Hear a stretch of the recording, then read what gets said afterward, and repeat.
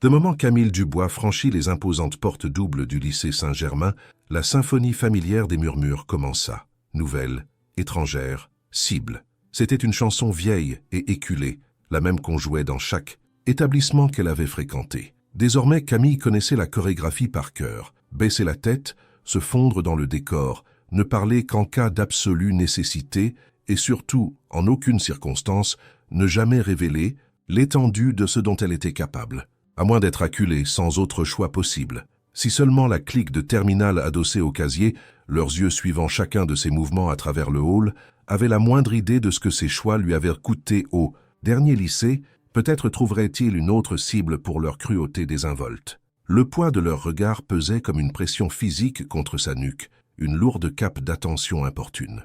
Camille ajusta la bretelle usée de son sac à dos, la toile lui mordant inconfortablement l'épaule. 3 lycées en seulement 2 ans.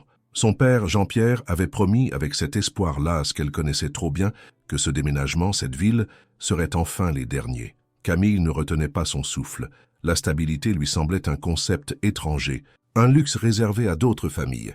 Elle traversa le couloir animé en direction du bureau de l'administration, le bruit et le mouvement contrastant fortement avec le silence tendu qu'elle portait en elle. « Vous devez être Camille Dubois », gazouilla la secrétaire de l'école, regardant par-dessus ses lunettes ornées de strass qui semblaient légèrement en décalage avec l'environnement austère du bureau. Sa voix était exagérément joyeuse, une amabilité professionnelle pratiquée. « Camille, oui, juste Camille », vint la correction automatique, un réflexe aiguisé au fil des années d'introduction. Les lèvres de la secrétaire se pincèrent, presque imperceptiblement, une moue fugitive de désapprobation face à la correction avant que son sourire ne se remette en place. « Eh bien, juste Camille », elle insista légèrement sur le nom. « Voici votre emploi du temps et un plan du lycée. Le premier cours commence dans 15 minutes, amplement le temps de vous installer. J'ai désigné Léa Moreau pour vous faire visiter aujourd'hui. C'est l'une de nos élèves ambassadrices. » La secrétaire fit un geste vers la porte où une jeune fille avec un sourire sincère et une cascade de cheveux roux flamboyants s'était matérialisée comme par magie. « Bienvenue au lycée Saint-Germain », dit Léa, son enthousiasme étant un changement rafraîchissant par rapport à la gaieté forcée de la secrétaire. « Laissez-moi voir votre emploi du temps. » Elle prit le papier que Camille lui offrit, ses yeux scannant les cours. « Oh, cool. Nous avons 3 cours ensemble. Français, Histoire et EPS. Ça va être sympa. » L'énergie de Léa était contagieuse, mais Camille maintint sa réserve habituelle, une vie de prudence agissant comme un bouclier. Alors que Léa ouvrait, la voie à travers les couloirs de plus en plus bondés, indiquant la bibliothèque, la cantine et le gymnase principal, l'esprit de Camille était déjà au travail, prenant automatiquement des notes mentales. Points de sortie, espaces ouverts, goulots d'étranglement potentiel, flux de circulation des élèves. Les vieilles habitudes, ancrées pour la survie, avaient la vie dure. La visite se termina au casier attribué à Camille, le numéro 224, situé dans un couloir principal fréquenté. Léa jeta un coup d'œil à son téléphone, son expression joyeuse s'assombrissant d'un léger froncement de sourcils. « Mince, j'ai complètement oublié que je dois courir à la bibliothèque pour rendre ces livres avant le premier cours. Tu vas t'en sortir pour trouver la salle 204 toute seule? C'est juste au bout de ce couloir et en haut des escaliers. » Camille hocha simplement la tête, appréciant le bref moment de solitude que le départ de Léa lui accorderait. Léa lui adressa un autre sourire rapide et disparut dans le fleuve tumultueux d'élèves se dirigeant vers leur cours. Le couloir commençait à se vider alors que la sonnerie insistante du premier avertissement résonnait contre les casiers. Camille fit tourner la serrure à combinaison du casier 224, les cliquets cliquetant doucement. Elle la testa 2 fois, s'assurant qu'elle s'ouvrait en douceur, avant de tirer la porte métallique. Juste au moment où elle tendait la main à l'intérieur pour prendre son manuel d'histoire, une grande ombre se projeta sur l'intérieur du casier. « Ce n'est pas ton casier », déclara une voix grave et rauque, dégoulinant d'arrogance. Camille se tourna lentement, maîtrisant ses traits pour afficher la neutralité. Elle se retrouva face à un garçon bâti comme un seconde ligne de rugby, flanqué de 2 amis tout aussi imposants qui semblaient lui servir de serre-livre personnel. Le chef, celui qui avait parlé, portait une veste de l'équipe du lycée Saint-Germain bleu et or délavé, avec le nom Antoine, cousu fièrement dans une écriture élaborée sur le dos. Ses cheveux bruns étaient coiffés dans une coupe coûteuse et méticuleusement désordonnée qui suggérait à la fois un argent hérité et une vanité profonde. Ses yeux froids et scrutateurs balayèrent Camille avec dédain. « Numéro 224, répondit Camille calmement, pointant la petite plaque métallique rayée rivetée sur la porte du casier. « Attribué par le bureau de l'administration ce matin. » Même, les yeux d'Antoine se plissèrent, son expression s'assombrissant. « Ce casier, c'est mon casier supplémentaire, mon espace de stockage personnel depuis la seconde. L'administration a dû se planter royalement. » L'un de ses amis, un gamin longiligne avec un rictus perpétuel, ricana audiblement. « Ouais, Antoine, on dirait qu'ils ont fait 2 erreurs aujourd'hui. Donner ce casier à cette personne et la laisser s'inscrire ici en premier lieu. » L'autre ami, plus petit mais plus large, fit simplement craquer ses doigts, une promesse silencieuse et menaçante. Camille reconnut instantanément le moment pour ce qu'il était. Un test, un défi, une revendication flagrante de territoire. C'était désespérément prévisible. Les mots de son père résonnèrent dans sa mémoire, un mantra constant. « Choisis tes batailles avec soin, Camille. La plupart des confrontations ne valent pas le coup potentiel. La défiance, maintenant, ne ferait qu'aggraver les choses, attirer une attention indésirable. »« D'accord, » dit Camille, gardant sa voix égale, ne trahissant aucune des tensions familières qui se nouaient dans son ventre. « Pas de problème. Je retournerai au bureau et demanderai un autre casier. » Elle ferma doucement la porte du casier et s'apprêta à s'éloigner, espérant désamorcer la situation. Mais Antoine n'en avait pas fini. Sa main jaillit, poussant Camille violemment contre les casiers métalliques froids. L'impact la secoua, lui coupant le souffle pendant une seconde. « C'est ça la nouvelle », ricana Antoine, se penchant près d'elle, son haleine sentant légèrement le café rassis. « Et pendant que tu y es, tu ferais mieux de faire attention à toi dans ces couloirs. Les accidents arrivent, surtout aux gens qui ne font pas attention à qui dirige cet endroit. » Une chaleur familière et dangereuse s'épanouit. Au plus profond de la poitrine de Camille, une braise mijotante de fureur maîtrisée. Mais des années d'entraînement acharné, de discipline martelée en elle par son père, se mirent en marche automatiquement. « Respire, centre-toi, contrôle-toi. Ce n'est pas le moment, ce n'est pas l'endroit. »« Compris, » répondit Camille, sa voix délibérément stable, égale. Rencontrant son regard sans ciller mais sans défi, Antoine sembla presque déçu par l'absence de réaction plus explosive. Il s'épanouissait clairement dans la peur et l'intimidation. Avec un ricanement final, il fit délibérément tomber les livres et l'emploi du temps des mains de Camille, les éparpillant sur le sol en linoléum, avant de s'éloigner nonchalamment avec ses 2 ombres, leur rire bruyant résonnant de manière inquiétante dans le couloir désormais presque vide. Camille s'agenouilla, ramassant ses papiers et ses livres éparpillés, la mâchoire serrée. Juste un autre jour, un autre lycée, un autre tyran, alors qu'elle tendait la main vers son manuel d'histoire, une paire de baskets Converse usées et légèrement éraflées s'arrêta à côté d'elle. Une main se tendit pour l'aider. « Désolé pour ça, » dit un garçon longiligne avec d'épaisses lunettes cerclées perchées sur son nez. Il les remonta nerveusement.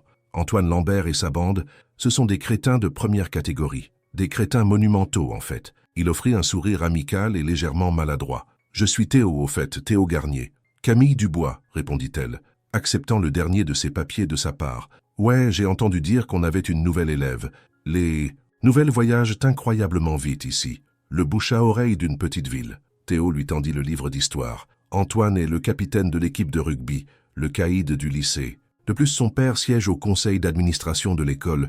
Il possède pratiquement l'endroit, ou du moins il le pense.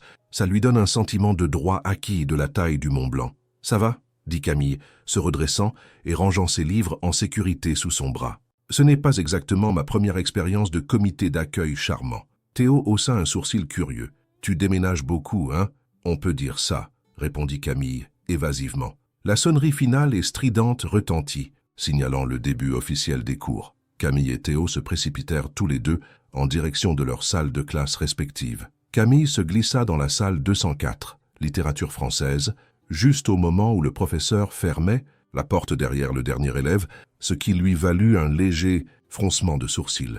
Elle sentit instantanément le poids de 27 paires d'yeux curieux se tourner vers elle. Le silence soudain était palpable. « Ah, notre nouvel élève, » dit le professeur. C'était un homme probablement à la fin, de la cinquantaine, avec une barbe grise soigneusement taillée, des yeux intelligents derrière des lunettes à monture métallique et une veste en tweed qui semblait bien aimée. « Bienvenue, je suis Monsieur Moreau. Pourquoi ne prendriez-vous pas un moment pour vous présenter à la classe ?» Camille s'avança à contre-cœur, détestant les projecteurs. « Je suis Camille Dubois, » dit-elle, gardant sa voix basse et égale. « Je viens d'emménager ici depuis Lyon. Pas grand-chose d'autre à dire, vraiment. » Une voix narquoise du fond de la classe cria « Quoi, tu es sous protection de témoins ou quelque chose comme ça ?» Des rires nerveux et dispersés suivirent. Camille l'ignora, balayant la pièce à la recherche d'une place vide.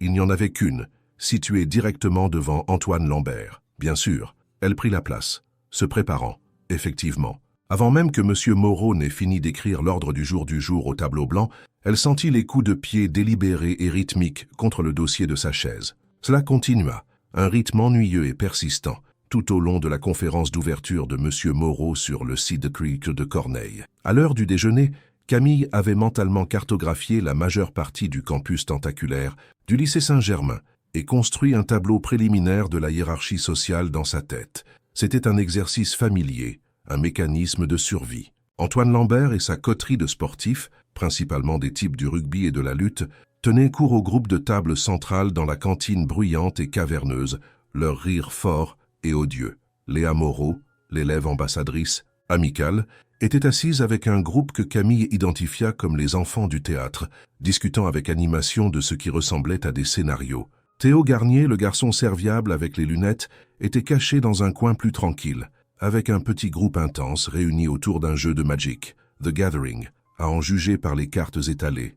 Camille, cherchant l'anonymat, comme toujours, choisit une table vide près de la sortie latérale, stratégiquement positionnée pour une fuite rapide si nécessaire. Elle déballa le sandwich qu'elle avait préparé, jambon beurre sur pain de campagne, un aliment de base de sa vie transitoire, et essaya d'ignorer le faible bourdonnement des conversations environnantes. « Ça te dérange si je me joins ?»« À toi !»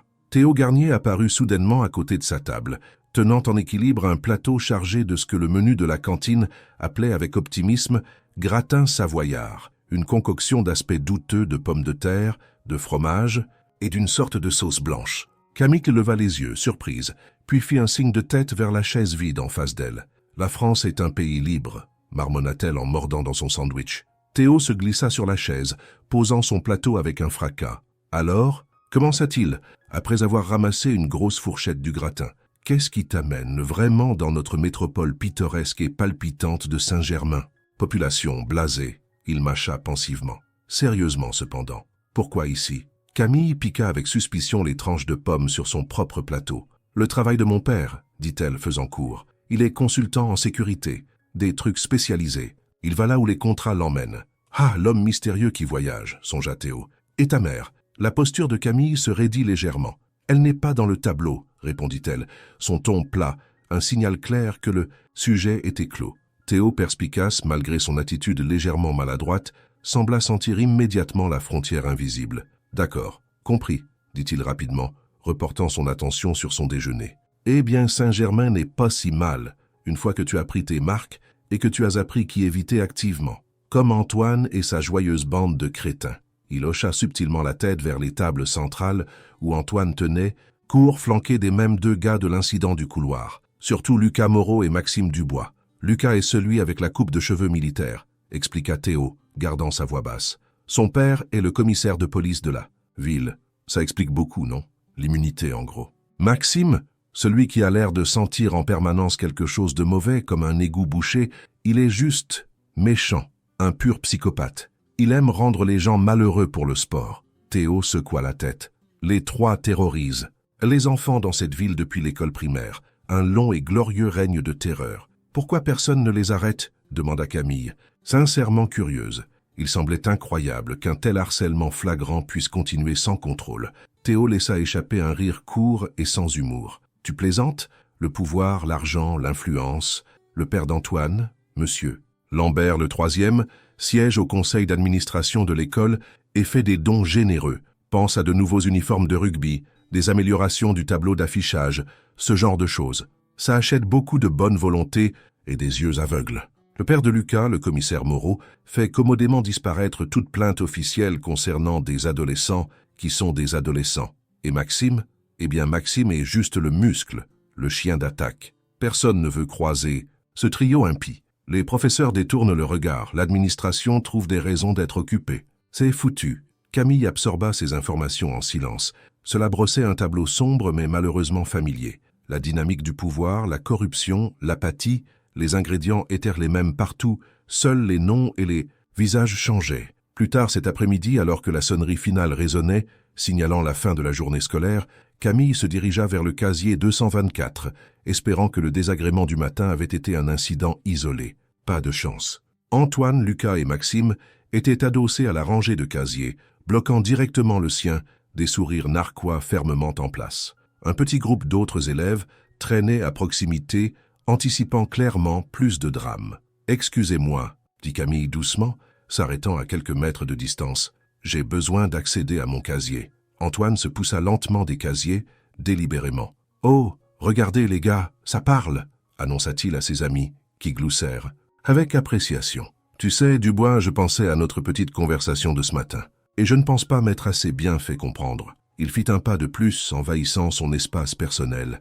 Lucas et Maxime se déplacèrent légèrement, le flanquant, enfermant effectivement Camille.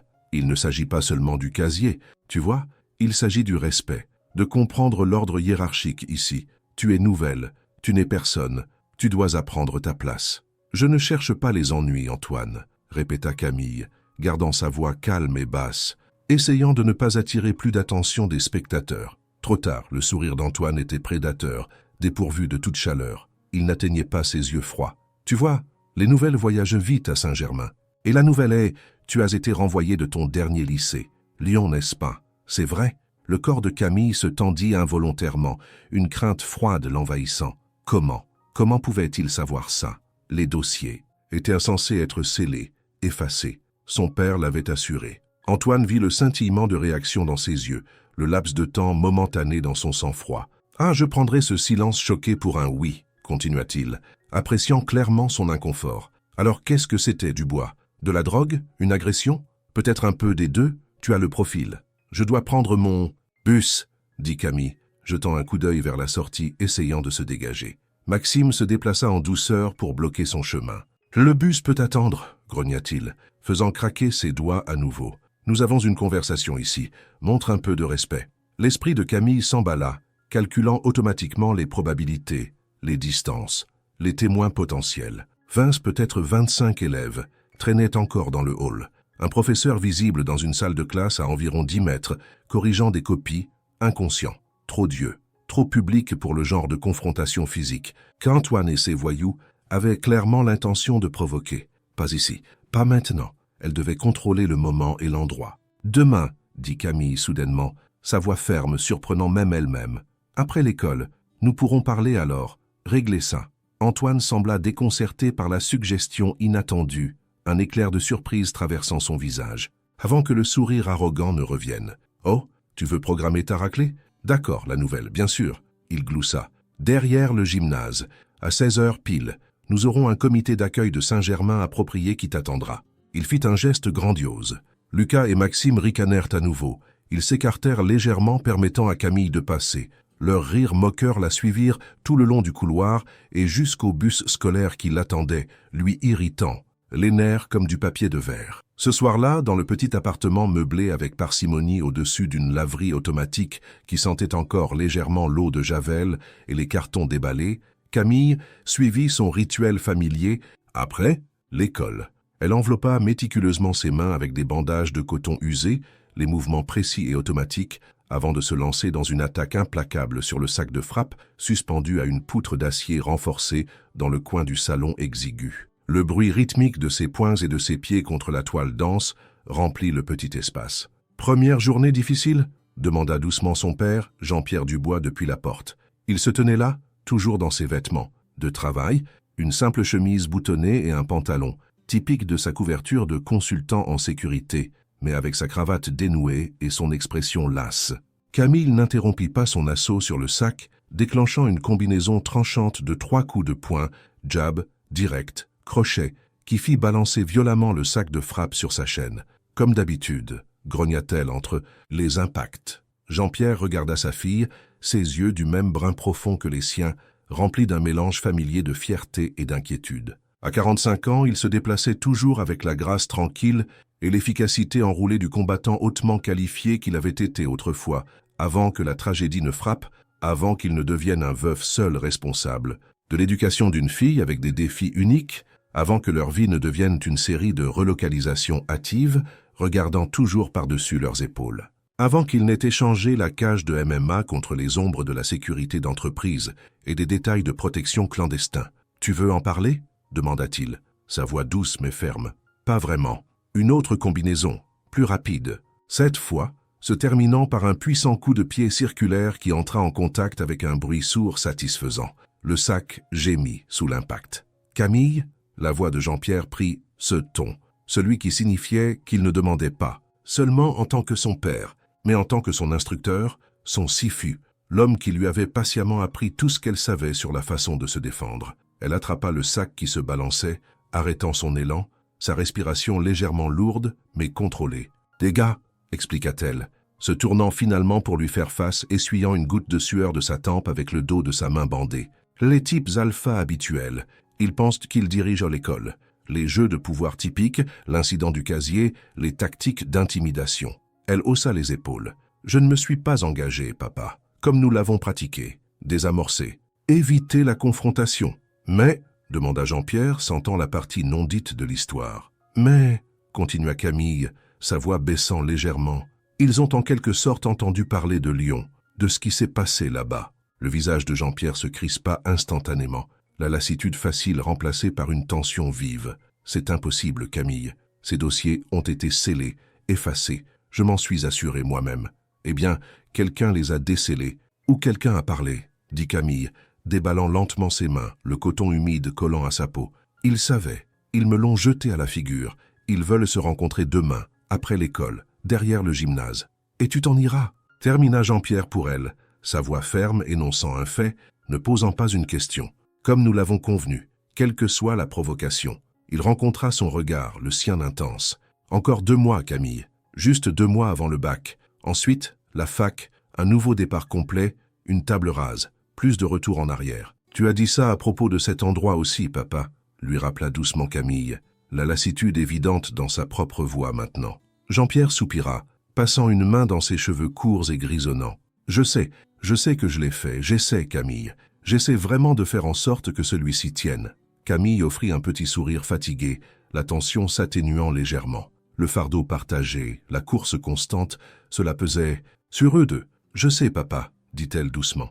Après un dîner simple de pizza à emporter mangé principalement en silence, Camille se retira dans sa petite chambre et démarra son ordinateur portable délabré. Poussée par un besoin d'information, une nécessité tactique, elle commença à chercher en ligne tout ce qu'elle pouvait trouver sur Antoine Lambert, Lucas Moreau et Maxime Dubois. Les archives du journal local, le Saint-Germainais, se révélèrent désespérément informatives, révélant un schéma de comportement clair et troublant remontant à des années. Antoine Lambert, star du rugby 3 fois champion régional, fils du membre influent du conseil d'administration Charles Lambert-Troyer. Lucas Moreau, fils du commissaire de police Robert Moreau, suspendu 2 fois de l'école pour infraction non divulguée. Les accusations ayant mystérieusement été abandonnées dans les 2 cas.